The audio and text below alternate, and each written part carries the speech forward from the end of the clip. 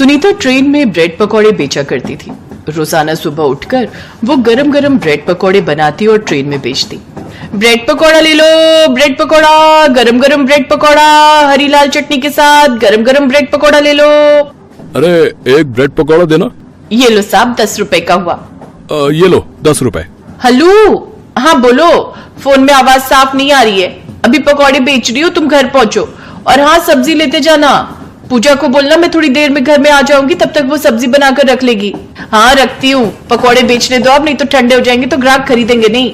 सुनीता का पति Mohan railway station पर ही कुली का काम करता था। दोपहर के समय जब धूप बढ़ जाती तब मोहन घर चला जाता था।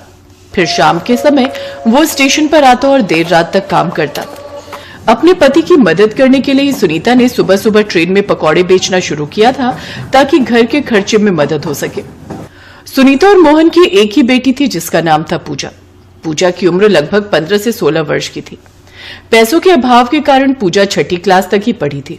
ऐसे ही सुनीता का काम चल रहा था, पर अब सुनीता की देखा देखी और भी पड़ोस की औरतों ने ब्रेड पकौड़े बेचने शुरू कर दिए। अब सुनीता किसी का हाथ तो रोक नहीं सकती थी, पर वो परेशान हो गई क्योंकि इस वजह से उसके काम पर असर पड़ गया था। जहां पहले वो रोजाना के 30-40 पकौड़े आराम से बेच लेती थी, वहीं अब 10 पकौड़े भी बड़ी मुश्किल से बिक रहे थे। सुनीता एक काम कर, तू ये ब्रेड पकौड़ा बेचना छोड़ दे। बेकार में तू रोज नुकसान करती है। बेसन, तेल, ब्रेड, मिर्च, मसाला, सब कुछ तो लगता है। कमाई 100 रुपए की नहीं होती और लागत उससे ज्यादा की होती है। हाँ, थोड़े दिन और देखती हूँ, अगर नहीं चला तो कुछ और सोच लूंगी। अभी जो बनाए हुए हैं वो तो बेच ही आऊं।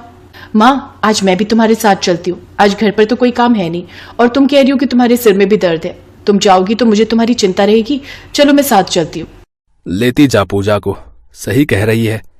अकेले कहीं चक्कर खाकर गिर गई तो और मुसीबत आ जाएगी। काम की चिंता से कुछ दिनों से सुनीता का बीपी बढ़ा हुआ था। इस वजह से उसके शरीर में भी दर्द था।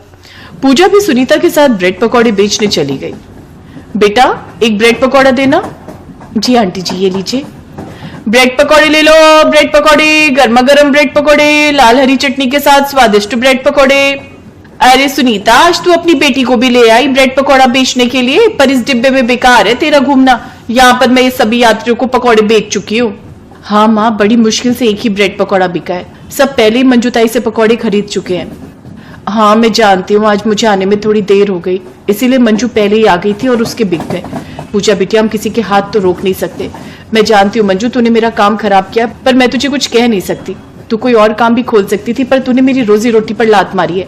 अरे, तू जो चलता काम होगा वही तो करूंगी, मेरी मर्जी, मैं जो बेचूं। ट्रेन में मेरी अच्छी कमाई हो रही है तो तू जल क्यों रही है? मैं जल नहीं रही हूँ मंजू, पहले मैं ब्रेड पकौड़े बेचती थी। तू तो अभी आई है, जली तो तू थी मेरे काम से, इसीलिए तो तूने मेरे देखा देखी ये काम शुरू किया। माँ, दूसरे डिब्बे में चलते, तुम्हारी तबियत ठीक नहीं है। इनके साथ बहस में पड़ोगी तो और तबियत खराब हो जाएगी। सुनीता और पूजा दोनों ट्रेन के दूसरे डिब्बे में पहुंच गई। सुबह का समय था। डिब्बे में बहुत से यात्री अभी सो रहे थे। अचानक सुनीता की नजर एक विदेशी महिला पर पड़ती है। विदेशी महिला प्रेग्नेंट थी और अचानक उसकी तबियत खराब हो गई थी। प्लीज प्लीज हेल्प मी, क्या यहाँ कोई आसपास डॉक्टर है? मेरी तबियत कुछ ठीक नहीं है। मैडम जी, डॉक्टर तो है, पर आपको स्टेशन पर उतरना पड़ेगा। यहाँ स्टेशन के पास ही एक डॉक्टर की दुकान है। हाँ, मुझे यहीं उतरना है, मेरा होटल बुक है, पर अचानक मेरे पेट में दर्द हो गया। मेरा 5th मंथ चल रहा है, मैं प्रेग्नेंट हूँ और मैं चाहती नहीं कि मेरी तबीयत ज्यादा खराब हो और मेरे बच्चे को कोई नुकसान हो। नहीं नहीं नहीं, सब ठीक हो जाएगा। कभी कभी माँ बनने के दौरान 9 महीनों के बीच इस तरह के दर्द हो जाते हैं। डॉक्टर दवाई देगी तो आप ठीक हो जाओगे। मैं आपकी मदद कर देती हूँ। सुनीता और पूजा ने मिलकर उस विदेशी महिला का सामान उठाया। विदेशी महिला को सहारा देते हुए स्टेशन के पास से एक लेडी डॉक्टर का क्लिनिक था। सुनीता और पूजा उस विदेशी महिला को डॉक्टर के पास ले गई। देखिए मारिया जी, वैसे तो आपको ऐसे समय में ट्रेवल नहीं करना चाहिए था, पर आपने बताया कि आपको अर्जेंट आना था इंडिया। कोई बात नहीं, नेक्स्ट मंथ की वापसी है ना, मैं तब तक के लिए कुछ अच्छी दवाइयां लिख दूंगी जिससे आपकी तबीयत बिल्कुल ठीक हो जाएगी और आप आराम से ट्रेवल करके विदेश वापस लौट सकते हो। बस थोड़े दिन आराम करना होगा और पूरा ख्याल रखना है। डॉक्टर, जिनसे मेरा ट्रीटमेंट चल रहा है, आपने उनकी सारी दवाइयां वगैरह देख ली है ना? हाँ, मैंने सारी दवाइयां देख ली और कुछ ऐड भी की हैं दवाइयां जो आपके पेट में दर्द में आराम देंगी। पौष्टिक खाना खाइए और कुछ दिन रेस्ट कीजिए। डॉक्टर को दिखाने के बाद सुनीता उस विदेशी महिला से बोली, मारिया मैडम, आप थोड़ी देर के लिए हमारे घर चलो, फिर जब आपको आराम मिल जाएगा तब आप होटल चले जाना। वहां आप अकेले रहोगे तो हमें भी आपकी चिंता होगी। ओह, थैंक यू सो मच, आप बहुत अच्छे हो सुनीता जी। ठीक है, मैं कुछ देर आपके घर पर रेस्ट कर लेती हूँ, फिर रात को होटल चली जाऊंगी। मारिया सुनीता और पूजा के साथ उनके घर आ जाती है। मारिया देखती है कि सुनीता बहुत गरीब है। उसका घर एक छोटा सा कमरा है और उसी में ही उसने एक रसोई बना रखी है। मारिया को एहसास होता है कि भले ही सुनीता गरीब है पर दिल से वो बहुत अमीर है। मारिया को पता चलता है कि सुनीता का ब्रेड पकौड़े का काम सही नहीं चल रहा। वो सुनीता को कुछ नया बेचने की सलाह देती है। मारिया जी, थोड़ी खिचड़ी और ले लो। बस सुनीता जी, आपने मेरा बहुत ख्याल रखा, थैंक यू सो मच। पेट में दर्द में बहुत आराम है। डॉक्टर ने जो दवाई दी उससे बहुत फर्क पड़ गया। वैसे आपने जैसे बताया कि ब्रेड पकौड़े का काम चल नहीं रहा, आप लोग कुछ और क्यों नहीं बनाते, जैसे कुछ डिफरेंट जो ट्रेन में ना बिकता हो। मैंने ट्रेन में सफर करते हुए देखा, ट्रेन में पिज्जा जैसा कोई आइटम नहीं दिखती। आप लोग ब्रेड पिज्जा क्यों नहीं ट्राई करते, बहुत टेस्टी भी होता है और बनाने में भी आसान, लोग ब्रेड पिज्जा खाना पसंद भी करेंगे। पर मारिया दीदी, हमें तो ब्रेड पिज्जा बनाना आता ही नहीं है। उसकी टेंशन मत लो, वो मैं बनाना सिखा दूंगी। आप लोगों ने मेरे लिए बहुत कुछ किया है, मैं भी तो आप लोगों के लिए कुछ करूं। मुझे अच्छा लगेगा अगर आपका ब्रेड पिज्जा का काम चल जाएगा तो कोशिश करके देखते हैं। मैं 1-2 दिन आपके पास रुक जाती हूँ, फिर होटल चली जाऊंगी। तब तक आप पिज्जा बनाना सीख जाओगे। पूजा, मैं तुम्हें कुछ सामान बताती हूँ, मार्केट से ले आओ। मारिया ने 2 दिन तक सुनीता और पूजा को ब्रेड पिज्जा बनाना सिखाया, सामान भी लाने में मदद की। उन्होंने सीखा कि किस तरह से ब्रेड पर सॉस, सब्जियां और चीज डालकर तवे पर पकाना है। वो पिज्जा छोटे बच्चे बड़ों सभी को पसंद आने वाला था। मारिया ने कुछ पैसों की भी मदद की।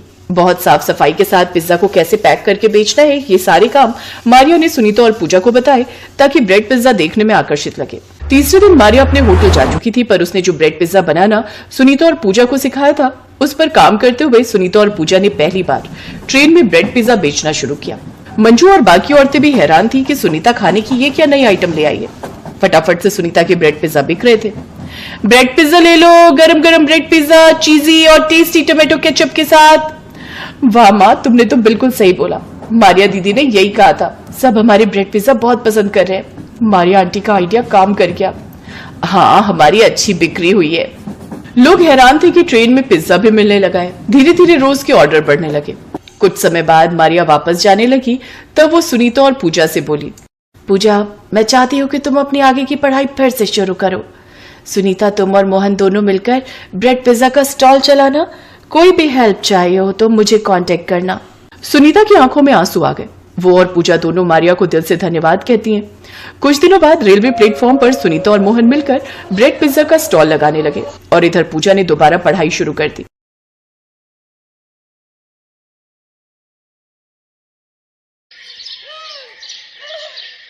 बहू, आज तेरी पहली रसोई है। हमारी झोपड़ी के पीछे चूल्हा बना हुआ है, वहीं पर हम लोग खाना बनाते हैं। सासू माँ, हम लोग भी मिट्टी के चूल्हे पर ही खाना बनाते थे। बताइए क्या बनाना है खाने में? बहू, ऐसा कर, सबके लिए 4-4 रोटी बना ले, मैं तब तक प्याज काट लेती हूँ। तभी वहां पर पायल की ननद मोहिनी आ गई। माँ, आज भाभी पहली बार हमारे घर आई हैं, हम उन्हें प्याज रोटी खिलाएंगे। अब क्या कर सकते हैं बेटा। मोहन घर के बाहर से उनकी ये सब बातें सुन रहा था। उसकी आंखों से आंसू छलक रहे थे। खैर, पायल ने सबके लिए रोटियां बना दी और सभी लोग बैठकर खाना खाने लगे। सभी लोग खाना पीना खाकर सो गए। अगली सुबह मोहन जल्दी उठ गया। उसने अपना बोरा उठाया और बाहर कबाड़ बिनने निकल गया। आजकल लोगों ने कूड़ा कचड़ा तो सड़क पर फेंकना ही बंद कर दिया है। तभी मोहन को एक कूड़ादान दिखाई दिया। लगता है ऊपर वाले ने मेरी सुन ली। सारा कबाड़ मुझे उस डस्टबिन के अंदर मिल जाएगा, जिसमें खाने का ढेर सारा सामान पड़ा हुआ था। अरे वाह, इसमें तो ढेर सारे पराठे, मटर पनीर और चावल भी हैं। ये खाना भले ही जूठा हो, लेकिन खाने में तो सही ही है, अभी खराब भी नहीं हुआ है। मोहन ने सारा खाना बटोर कर अपने पास रख लिया और फिर से अपने काम पर लग गया। धीरे धीरे शाम होने लगी। शाम को पायल की ननद ने उससे कहा, भाभी, आज रविवार का दिन है और हमारे गांव में रविवार को बाजार लगती है, चलिए मैं आपको घुमा लाती हूँ। हाँ मोहिनी, मैं भी तुमसे यही कहने वाली थी। पायल और मोहिनी बाजार घूमने निकल गए। उनके पास पैसे तो थे नहीं कि वो शॉपिंग कर पाए। बाजार की रौनक देखकर ही वो अपना दिल बहला रही थी। तभी अचानक मोहिनी एक मोमोज के ठेले को बहुत ही ध्यान से देखने लगी। क्या हुआ मोहिनी, तुमको मोमोज खाना पसंद है क्या? भाभी, आज तक हमने कभी भी मोमोज नहीं खाए, बस देखकर ही मन बहला लेते हैं। चलो ठेले के पास चलते हैं, मोमोज की महक भी ले लेंगे। हाँ हाँ भाभी, ये आपने बिल्कुल सही कहा। दोनों ननद भाभी मोमोज के ठेले के पास जाकर खड़े हो गए। ये दोनों बस खड़ी थी। तभी ठेले वाले ने कहा, हाँ बहन जी, कितने प्लेट मोमोज लगा दूं? अरे नहीं नहीं भाई साहब, हम तो बस देख रहे थे कि मोमोज बनते कैसे हैं। हमारे पास मोमोज खरीदने के लिए पैसे नहीं है। शाम हुई नहीं कि तुम जैसे भिखारी तुरंत भीख मांगने आ जाते हो। चलो निकलो यहाँ से, यहाँ कुछ नहीं मिलेगा फ्री में। चाचा पागल हो गए हो क्या? हमने आपसे कब भीख मांगी? मोहिनी चलो यहाँ से, इनसे बहस मत करो। हमारे पास पैसे नहीं और फालतू में यहाँ खड़े हैं तो उन्हें ऐसा ही लगा होगा कि हम भिखारी हैं। पायल और मोहिनी उसी वक्त मार्केट से अपने घर की तरफ पैदल ही चल पड़ी। मोहिनी, मैंने मोमोज बनाने का तरीका उस ठेले वाले का देख लिया था। अगर मुझे मोमोज बनाने का सामान मिल जाए तो मैं उससे भी स्वादिष्ट मोमोज बना सकती हूँ। क्या बात है भाभी, आप तो बड़े तेज हो। खैर, पायल खाना बनाने ही वाली थी कि तभी राकेश कूड़ेदान से उठाया हुआ खाना लेकर घर पहुंच गया। रुक जाओ पायल, आज खाना बनाने की कोई जरूरत नहीं है। देखो मैं कितना अच्छा स्वादिष्ट खाना लेकर आया हूँ तुम सबके लिए। अरे बेटा, इतना अच्छा खाना तुझे कहाँ से मिल गया? आज मार्केट में एक शादी पार्टी हो रही थी, मैं वहीं पर कबाड़ उठाने गया था तो लोगों ने मुझे खाना पैक करके दे दिया। क्या बात है भैया, कितने सालों बाद हम इतना अच्छा खाना खाने वाले हैं। थोड़ी देर में सभी लोग एक साथ बैठकर कचरे का उठाया हुआ खाना खाने लगे, लेकिन इस बारे में मोहन के अलावा किसी को नहीं पता था। उन्हें खुशी खुशी खाना खाता देख मोहन खुश भी हो रहा था और उसके अंदर एक दर्द भी था। कितना बदनसीब हूं मैं, अपने घर वालों को कचरे का उठाया हुआ खाना खिला रहा हूं। लेकिन कोई बात नहीं, खाना खराब तो है नहीं, इसी बहाने इनके चेहरों पर थोड़ी सी खुशी तो आई। लेकिन आधी रात में ही सभी का पेट खराब होने लगा। सभी लोग बार बार लोटा लेकर खेतों में शौच के लिए जाने लगे। मोहन भी कई बार शौच करने गया, तभी उसकी सास ने कहा, मोहन बेटा, ये कैसा खाना लेकर आया था तू? हम सबका पेट खराब हो गया। इससे पहले कि मोहन उनकी बात का कोई जवाब दे पाता, पायल बीच में बोल पड़ी, सासू माँ, इसमें मोहन जी की कोई गलती नहीं है। इतना अच्छा खाना हमने कई सालों से खाया नहीं था तो शायद इसीलिए हम पचा नहीं पाए।